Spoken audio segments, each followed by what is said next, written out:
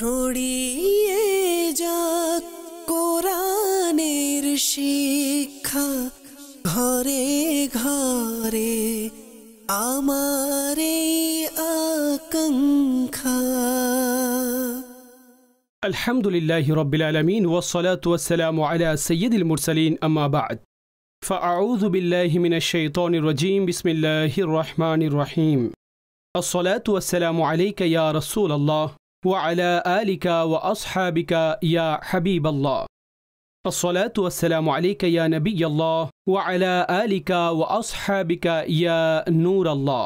মাদানী চ্যানেলের দর্শক, অনুষ্ঠান কুরআনী সূরার পরিচিতি এতে আপনাদেরকে স্বাগতম জানাচ্ছি, শুভেচ্ছা জানাচ্ছি। আল্লাহ পাক আমাদের সকলকে কুরআনে পাকের ইলম থেকে অংশদান করুন, আর কুরআনে মাজিদ ফুরকানে হামিদের আলো দ্বারা আমাদের অন্তরাত্মাকে আলোকিত করুন। শুরুতে দুরুদে পাকের ফজিলত। আমাদের প্রিয় নবী সাল্লাল্লাহু আলাইহি ওয়া আলিহি ওয়াসাল্লামের ফরমানে আজমত আলিশান হল, যে ব্যক্তি একদিনে 1000 বার আমার উপরে দরুদ পাঠ করেন, তিনি সেই সময় পর্যন্ত মৃত্যুবরণ করবেন না যতক্ষণ পর্যন্ত জান্নাতে নিজের ঠিকানা দেখে নিবেন না। মূলত মৃত্যুর আগে আগে আল্লাহ পাক ওনাকে এই পুরস্কার দান করবেন, আর জান্নাতে ওনার জন্য যে স্থান আর অবস্থান আর ঘর রয়েছে তার দিদার সেই মৃত্যুর পূর্বেই পেয়ে যাবেন। আল্লাহ পাক আমাকে আপনাকে অধিক হারে দরুদ পাঠ করার তৌফিক দান করুন। যথাসম্ভব যে প্রতিদিন 1000 বার দরুদ শরীফ পড়ার আমরা অভ্যাস করে নিই, ইনশাআল্লাহ অধিক ফজিলত আমরা অর্জন করব। সাল্লু আলাল হাবিব সাল্লাল্লাহু তাআলা আলা মুহাম্মদ সাল্লাল্লাহু আলাইহি ওয়া আলিহি ওয়াসাল্লাম। সালাতান ওয়া সালামান আলাইকা ইয়া সাইয়্যিদি ইয়া রাসূলুল্লাহ। দর্শক, এই প্রোগ্রামে আমরা বিশেষ করে কুরআনে মাজিদ ফুরকানে হামিদের কোনো সূরায়ে মুবারকা, তার কিছু প্রেক্ষাপট আর তার কিছু বিষয়বস্তু নিয়ে আলোচনা করি। পূর্ববর্তী প্রোগ্রামে আমরা সূরা তাওবার বিষয়ে কিছু কথা শ্রবণ করেছি। সূরা তাওবা এটি মাদানী সূরা, অর্থাৎ সেই সূরায়ে মুবারকা যা হিজরতের পরে মদিনায়ে মুনাওয়ারার মধ্যে নাজিল হয়েছিল। আর এই সূরায়ে মুবারকার ব্যাপারে এই ইরশাদও করা হয়েছে যে কিছু আয়াত ব্যতীত বাকি পরিপূর্ণ সূরা এটি মাদানী সূরায়ে মুবারকা। এটা সেই সূরা যার নিজস্ব কিছু বৈশিষ্ট্য রয়েছে, আর সেই সমস্ত বৈশিষ্ট্যসমূহের মধ্যে একটি বৈশিষ্ট্য হচ্ছে এটি যে এর মধ্যে বিশেষ করে সেই আসহাবদের তওবার আলোচনা রয়েছে।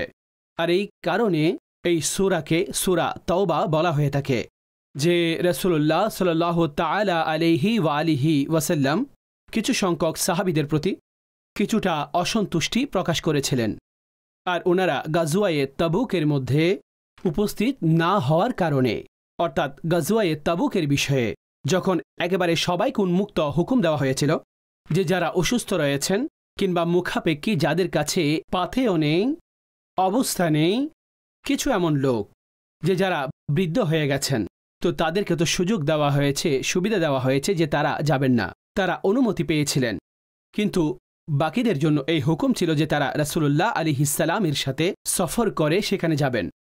তো কিছু সংখ্যক ব্যক্তিবর্গ এমন ছিলেন যে যারা নিয়ম অনুসারে মুনাফিক বলা হয়েছে, যে যারা মুখে তো কালিমা পাঠ করেছেন কিন্তু প্রকৃতপক্ষে তারা ইসলামকে, ঈমানকে কবুল করেননি।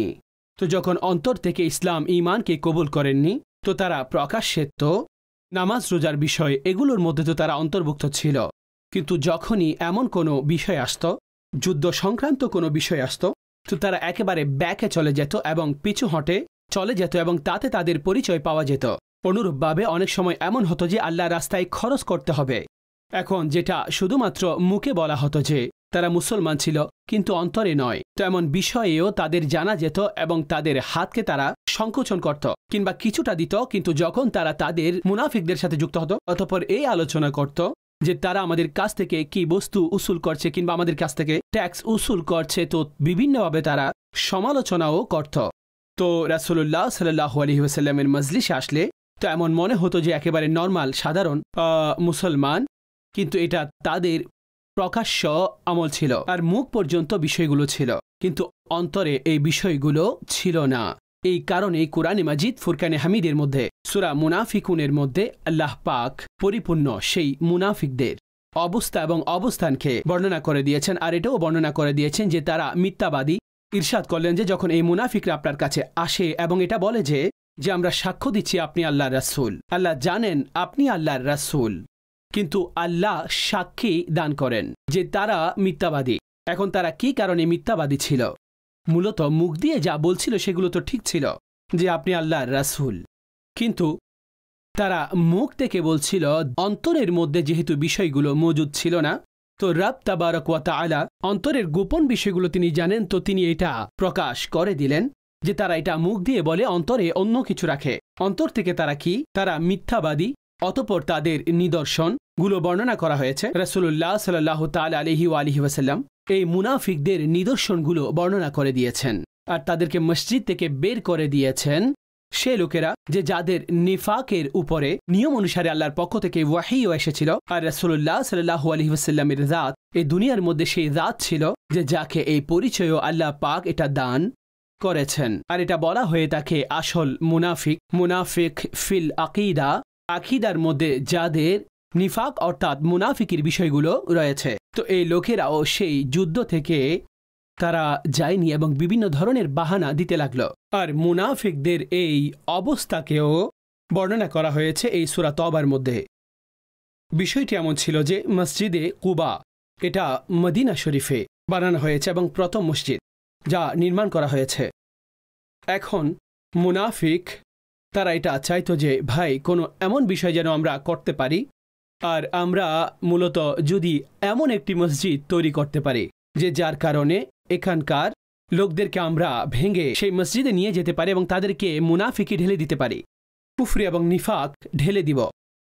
তারা এই কারণে অনেক আন্তরিকতার সাথে, নমনীয়তার সাথে রাসূলুল্লাহ আলাইহিস সালামের বারগাহে বলতে লাগলো যে কিছু রোগাক্রান্ত ব্যক্তি রয়েছে, অনেক দুর্বল রয়েছে, তো আমরা অসুস্থদের জন্য আর এমন দুর্বলদের জন্য, বয়োজ্যেষ্ঠদের জন্য আমরা সেই কুবার নিকটবর্তী একটি মসজিদ তৈরি করেছি যে যাতে এই লোকেরাও সেখানে এসে নামাজ পড়তে পারেন। তো আপনি এমন করুন যে আপনিও তার মধ্যে একবার এসে শুরু করুন, দাঁড়ান সেখানে, যাকে আমরা প্রচলিত ভাষায় সূচনা বলে থাকি।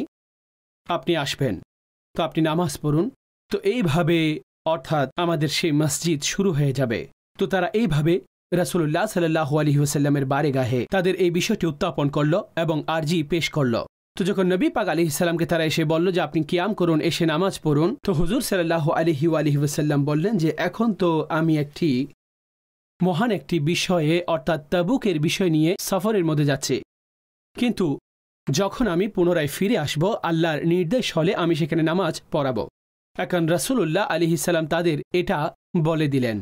তো যখন নবী করিম সাল্লাল্লাহু আলাইহি ওয়াসাল্লাম তাবুক থেকে পুনরায় ফিরে আসলেন, তো অতঃপর হুজুর সাল্লাল্লাহু আলাইহি ওয়াসাল্লামকে আল্লাহ ওয়াহির মাধ্যমে এটা হুজুরকে বলে দিলেন, ইরশাদ করে দিলেন যে এই যে মসজিদ, এতে আপনি কখনো কিয়াম করবেন না। এটা তো ফিতনার জন্য, ফাসাদের জন্য, মুসলমানদের মধ্যে বিভ্রান্তি সৃষ্টির জন্য বানানো হয়েছে। আর সেই মসজিদের সমস্ত বিষয় বর্ণনা করা হয়েছে। আর নবী করিম সাল্লাল্লাহু আলাইহি ওয়াসাল্লাম তিনি কিছু সাহাবায়ে কেরামকে পাঠালেন আর হুকুম দিলেন যে এই মসজিদকে যেন ভেঙে ফেলা হয় এবং জ্বালিয়ে দেওয়া হয়। তো এটা কেননা মুনাফিকদের একটি অভ্যন্তরীণ চক্রান্ত ছিল যে যা তারা করতে চাচ্ছিল। রাসূলুল্লাহ সাল্লাল্লাহু আলাইহি ওয়াসাল্লামকে আল্লাহ শুরু থেকে এই বিষয়ে জানিয়ে দিয়েছিলেন। এই ঘটনার দিকে এই সূরা তওবার মধ্যে আল্লাহ পাক ইরশাদ করেছেন, والذين اتخذوا مسجدا ضرارا وكفرا وتفريقا بين المؤمنين وإرصادا لمن حارب الله ورسوله من قبل وليحلفن إن أردنا إلا الحسنى والله يشهد إنهم لكاذبون। আর কিছু লোক এমন রয়েছে অর্থাৎ তারা যারা মুনাফিক, যারা ক্ষতি সাধনের জন্য আর কুফরির কারণে আর মুসলমানদের মধ্যে বিভ্রান্তি করানোর জন্য আর সেই ব্যক্তির অপেক্ষার জন্য মসজিদ বানিয়েছিল যে শুরু থেকেই আল্লাহ আর তার রাসূলের বিরোধী ছিল। ওয়ালা ইয়াহলিফুন্না ইন আরাদনা ইল্লাল হুসনা, আর তারা অবশ্যই কসম করবে যে আমরা শুধু ভালো কাজের নিয়ত করেছি আর আল্লাহ সাক্ষ্য দিচ্ছেন, আল্লাহ সাক্ষী যে নিঃসন্দেহে তারা মিথ্যাবাদী। তো এখানে সেই মসজিদে দাঁড়াতে নিষেধ করেছেন, লা তাকুম ফিহি আবাদা, যে সেখানে কখনো আপনি দাঁড়াবেন না। সেই মসজিদে কুবার আল্লাহ পাক সেই শান এবং ফজিলত বর্ণনা করেছেন যে মসজিদে কুবা হচ্ছে যার ভিত্তি তাকুয়ার উপর রাখা হয়েছে। সেই লোকেরা অধিক হক রাখেন, আপনি সেইখানে দাঁড়ান আর তাদের কাছে আপনি যাবেন না এবং এখানে কিয়াম করবেন না। তো হুজুর আলাইহিস সালামকে হুকুম দেওয়া হয়েছে এই মসজিদে কুবার মধ্যে আপনি দাঁড়ান। মসজিদে কুবা সেই মুবারকময় মসজিদ যে যেখানে রাসূলুল্লাহ সাল্লাল্লাহু আলাইহি ওয়াসাল্লাম কখনো পায়ে হেঁটে যেতেন, কখনো আরোহণ করে যেতেন। আর প্রতি সপ্তাহে ওনার একটি অভ্যাস ছিল, বরং তিনি মদিনার অধিবাসী। আর কিয়ামত পর্যন্ত যারা মদিনায় যাবেন তাদের জন্য এই সুসংবাদ তিনি দান করেছেন যে যেই ব্যক্তি যায় সেখানে পায়ে হেঁটে কিংবা আরোহণ করে, যে কোনোভাবে সেখানে যায় পৌঁছে, সেখানে গিয়ে 2 রাকাত নামাজ সেখানে আদায় করেন কিংবা পড়েন, সে ব্যক্তি উমরার সওয়াব পেয়ে যান। সুবহানাল্লাহ। মদিনার মধ্যে হজ কিংবা উমরার মতো কোনো সওয়াব নেই, কিন্তু এখানে মদিনাবাসী এবং যারা যাবেন তাদের জন্য সুসংবাদ যে সেখানে যান, 2 রাকাত নামাজ পড়ুন এবং উমরার সওয়াবও পান। আরও যদি বলতে যাই দর্শকবৃন্দ, এই সূরার আরও কিছু বিষয়বস্তু এখানে আমি যুক্ত করছি, আর বিশেষ করে সেই নির্ধারিত ব্যক্তিবর্গের আলোচনা করব যে যাদের তাওবা কবুল হয়েছিল আর তাদের নামেই তাদের মূলত সেই তাওবা কবুল হওয়ার কারণে এই সম্পর্কের ভিত্তিতে এই সূরা মুবারকা এটির নাম সূরা তাওবা রাখা হয়েছে। কিছু এমন ব্যক্তিবর্গও ছিলেন যে যারা মুনাফিক তো নন, একেবারে ঈমানদার এবং মুমিন, কিন্তু গজওয়ায়ে তাবুকের মধ্যে যাননি, তারা অন্তর্ভুক্ত হননি। আর ওনারা এসে এমন কোনো উযরও তারা বর্ণনা করেননি, একেবারে সোজাসুজি কথা তারা বলে দিয়েছিলেন। এখন ওনাদের মধ্যে 10 জন ব্যক্তি ছিলেন, আর 10 জনের মধ্যে 7 জন এমন ছিলেন যারা নিয়ম অনুসারে এসে নিজেরা নিজেদেরকে মসজিদের সুতুনের সাথে বেঁধে নিয়েছিলেন। তো ওনাদের মধ্যে সেই 7 জনের তওবা প্রথমেই কবুল হয়ে গিয়েছিল, কিন্তু 3 জন এমন ব্যক্তি যে যারা সুতুনের সাথে বেঁধে নেননি, কিন্তু তাদের তওবাও বিলম্ব করা হয়েছে, তাদের তওবাও বিলম্বে গ্রহণ করা হয়েছে। কুরআনে পাকের এই সূরা তওবার মধ্যে আল্লাহ পাক ইরশাদ করেছেন, وآخرون مرجون لأمر الله إما يعذبهم وإما يتوب عليهم والله عليم حكيم। আর কিছু সংখ্যককে মওকুফ রাখা হয়েছিল আল্লাহর হুকুমে যে তাদের উপর আযাব দিবেন নাকি তাদের তওবা কবুল করবেন। আর আল্লাহ ইলম এবং হিকমত ওয়ালা। ওনাদের মধ্যে 3 জন ব্যক্তি যাদের তওবা বিলম্বে কবুল করা হয়েছিল, সে ব্যাপারে আল্লাহ পাক ইরশাদ করেন, وعلى الثلاثة الذين خلفوا حتى إذا ضاقت عليهم الأرض بما رحبت وضاقت عليهم أنفسهم وظنوا أن لا ملجأ من الله إلا إليه ثم تاب عليهم ليتوبوا إن الله هو التواب الرحيم। বললেন তাদের মধ্যে 3 জন যাদেরকে মওকুফ রাখা হয়েছিল, এমন কি যখন জমিন এত ব্যাপক হওয়ার পরও তাদের উপর সংকীর্ণ হয়ে গিয়েছিল আর তাদের প্রাণও সংকীর্ণ হয়ে গিয়েছিল, আর তাদের বিশ্বাস ছিল আল্লাহর পাকড়াও থেকে ছাড় পাবেন না, কিন্তু ওনার কাছে অতঃপর তাদের তওবা কবুল করা হয়েছে যাতে তওবাকারী হিসেবে তাকে নিঃসন্দেহে আল্লাহ তওবা কবুলকারী মেহেরবান। দর্শকবৃন্দ, এই 3 জন ব্যক্তি, তাদের মধ্যে 2 জন ছিলেন যারা নিজেদেরকে ঘরে আবদ্ধ করে নিয়েছিলেন, আর তাদের মধ্যে একজন যিনি হযরতে কাব রাদিয়াল্লাহু তাআলা আনহু, আর তিনি এই বিষয়টিকে অনেক দুঃখের সাথে ভারাক্রান্ত হৃদয়ে এটা বর্ণনা করতেন যে বিষয়টি কেমন হয়েছিল। যে তাবুক যুদ্ধের যখন প্রস্তুতি গ্রহণ করা হচ্ছিল, তো সবাইকে হুকুম দেওয়া হয়েছিল, যেহেতু তো আমার কাছে সময়ও ছিল, সম্পদের ব্যাপকতাও ছিল, সাওয়ারি বস্তু সব কিছুই ছিল, আর সুযোগও ছিল, কিন্তু আমি এটা ভেবেছিলাম যে কিছুটা প্রস্তুত হয়ে নি, প্রস্তুতি গ্রহণ করি, তৈরি হয়ে যায়। এমনকি রাসূলুল্লাহ সাল্লাল্লাহু আলাইহি ওয়াসাল্লামের সেই ঘোষণা এবং দিন চলে এসেছিল যে এখন এই যুদ্ধ শুরু হয়ে যাবে। কিন্তু বলেন যে পরবর্তীতে যখন আমি এটা অনুভব করতে পারলাম যে আমি যাইনি, আমি থেকে গেছি, তো তখনও অন্তরের একটি অবস্থা ছিল যে আমি এখন প্রস্তুতি গ্রহণ করি আর বাস আমি কাফেলার পেছন থেকে আসব।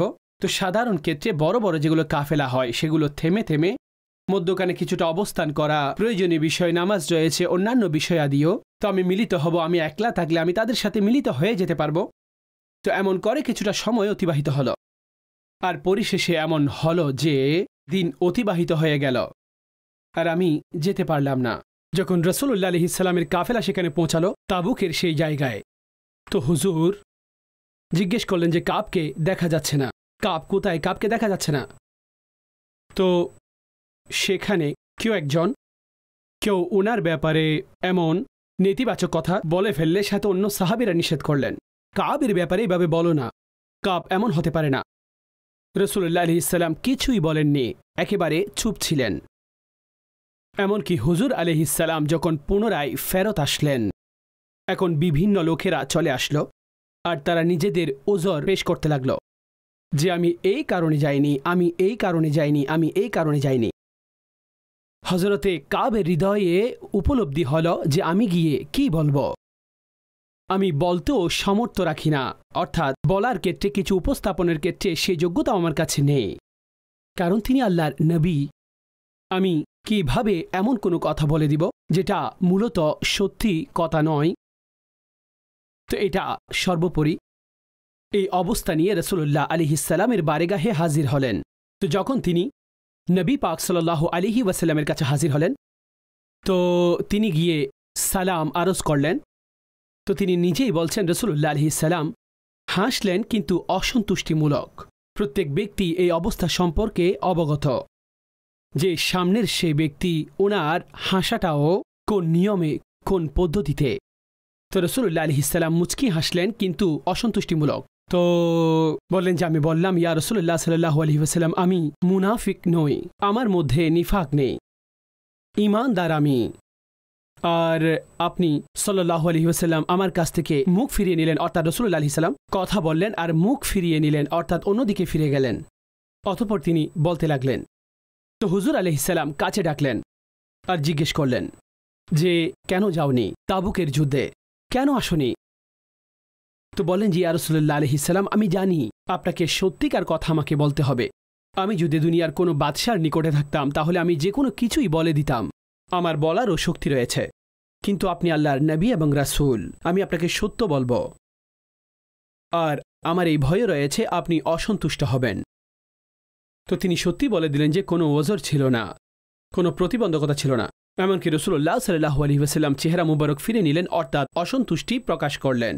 যখন এই বিষয়টি সংঘটিত হলো, তো রাসূলুল্লাহ সাল্লাল্লাহু আলাইহি ওয়াসাল্লাম অসন্তুষ্ট প্রকাশ করলেন। তো সাহাবীগণও এইভাবে ওনার সাথে কথাবার্তা বলা বন্ধ করে দিলেন।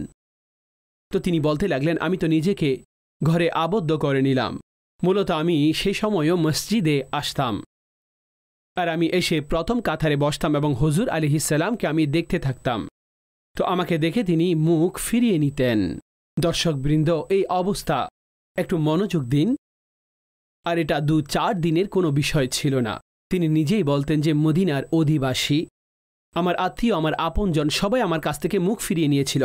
এমন মনে হচ্ছিল সব জায়গায় যেন দেওয়াল উঠে গেছে, কেউ কথা বলছে না, কেউ আলাপচারিতার মধ্যে যুক্ত হচ্ছে না আমার সাথে।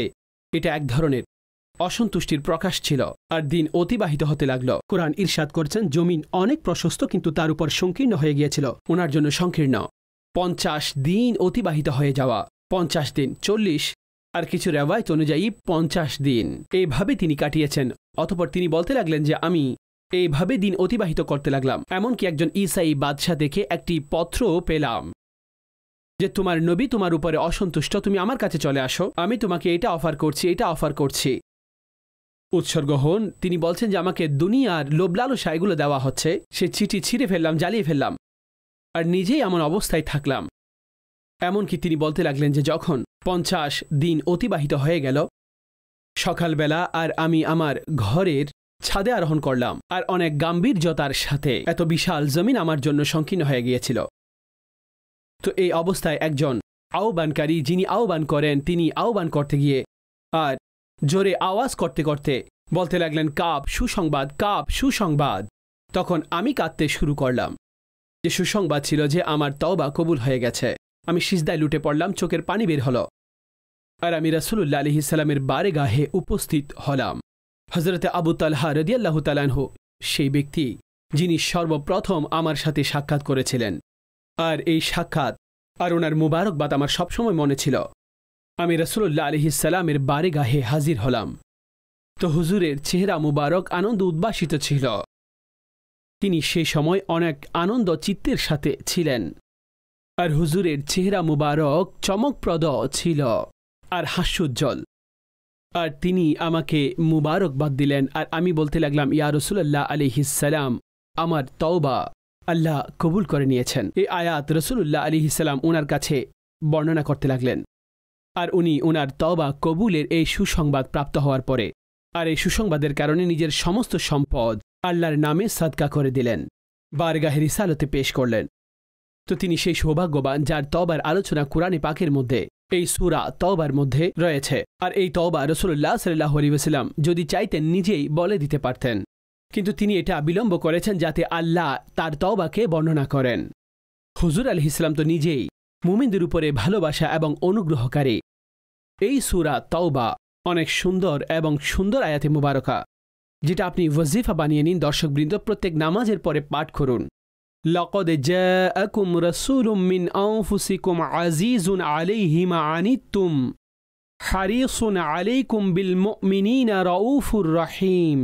এটা সে আয়াতে মুবারকা যা রাসূল পাক আলাইহিস সালামের ব্যাপারে বলা হয়েছে যে তিনি মুমিনদের উপরে অনেক অনুগ্রহকারী, আর ঈমানদারদের ওনার উম্মতদের বিপদে পড়া ওনার জন্য অনেক কষ্টসাধ্য হয়ে যায়, ওনার জন্য কষ্টের কারণ হয়, আর তিনি রহমকারী এবং অনুগ্রহকারী। তিনি হযরত শেখ শিবলি রহমতুল্লাহি তাআলা আলাইহি প্রত্যেক নামাজের পরে এই আয়াতে মুবারকা এবং দরুদ শরীফ পাঠ করতেন। এই আমল দরবারে রিসালাতে এমন কবুল হল যে কোনো একবার হযরত আবু বকর মুজাহিদ রহমতুল্লাহি তাআলা আলাইহি তিনি স্বপ্নে দেখতে পেলেন যে রাসূলুল্লাহ সাল্লাল্লাহু আলাইহি ওয়াসাল্লামের সামনে শেখ শিবলি দণ্ডায়মান হন, আর হুজুর ওনাকে নিজের কাছে ডেকে নেন আর মোহাব্বত এর প্রকাশ করেন এবং বলেন যে আমার আশিক প্রত্যেক নামাজের পরে এই আয়াত এবং এই দরুদের নজরানা পেশ করেন। তো এই আয়াত মুখস্থ রাখা উচিত। এর পরবর্তী আয়াতে মুবারকা অনেক গুরুত্বপূর্ণ, আর সূরা তাওবার শেষ আয়াতে মুবারকা যার মধ্যে এই শব্দসমূহ রয়েছে, فَإِن تَوَلَّوْا فَقُلْ حَسْبِيَ اللَّهُ لَا إِلَٰهَ إِلَّا هُوَ عَلَيْهِ تَوَكَّلْتُ وَهُوَ رَبُّ الْعَرْشِ الْعَظِيمِ। যদি তারা ফিরে যায় তাহলে হে মাহবুব আপনি বলে দিন যে আল্লাহই যথেষ্ট, আর আল্লাহ ছাড়া কেউ ইবাদতের যোগ্য নয়, আমি ওনারই ইবাদত করি। ওয়াহুয়া রব্বুল আরশিল আযীম, তিনি মহান আরশের মালিক, রব তিনি, তো আমি ওনার উপরই তাওয়াক্কুল করছি। তো এই আয়াতে মুবারকার এই বাক্য হাসবিয়াল্লাহু লা ইলাহা ইল্লাহু আলাইহি তাওয়াক্কালতু ওয়া হুয়া রাব্বুল আরশিল আযীম, নবী পাক সাল্লাল্লাহু আলাইহি ওয়াসাল্লাম বলেছেন যে সকাল এবং সন্ধ্যা 7 বার এই বাক্যসমূহ পাঠ করবেন তো আল্লাহ পাক তার গুরুত্বপূর্ণ কাজের জন্য যথেষ্ট হয়ে যাবেন, অর্থাৎ আল্লাহ তার কার্য সম্পাদন করে দিবেন। তার যত বড় কাজ বিগড়ে থাকুক না কেন, কুরআনের এই ওয়াজিফা পাঠ করুন, হাসবিয়াল্লাহ, যে আমার জন্য আল্লাহ যথেষ্ট, লা ইলাহা ইল্লাহু, আর কেউ নেই আল্লাহ ব্যতীত ইবাদতের যোগ্য, আল্লাহ ছাড়া কেউ ইবাদতের যোগ্য নন, তিনি ইলাহ, তিনি মাবুদ। তো আমি ওনার উপর আলাইহি তাওয়াক্কালতু, আমি ওনার উপরই, আমি আল্লাহর উপরই তাওয়াক্কুল করছি, আমার আল্লাহর উপর তাওয়াক্কুল রয়েছে। তো দর্শকবৃন্দ, ওয়াজিফা হিসাবে এই আয়াতে মুবারকার অংশ সূরাতুত তাওবার এটি মুখস্থ করে নিন। আল্লাহ পাক আমাদের সকলের কঠিন অবস্থাকে দূরীভূত করুন। সূরা তাওবার কিছু সার সংক্ষেপ আলোচনা করেছি, আর কিছু বিষয়বস্তুর উপরও আলোচনা করেছি।